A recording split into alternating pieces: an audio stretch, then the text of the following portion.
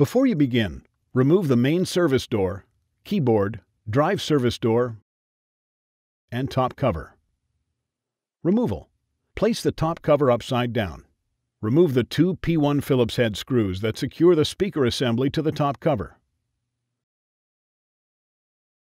Remove the speaker cable from the clips in the top cover.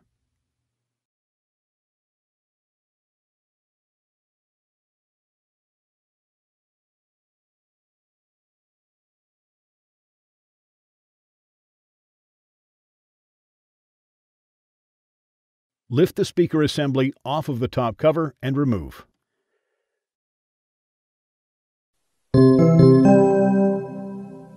Replacement. Slide the tabs on the speakers into their slots on the top cover and align the speakers over their screw holes.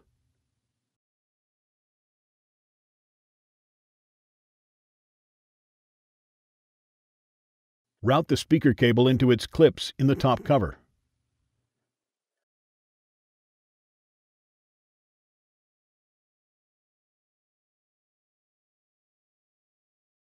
Replace the two P1 Phillips head screws that secure the speaker assembly to the top cover.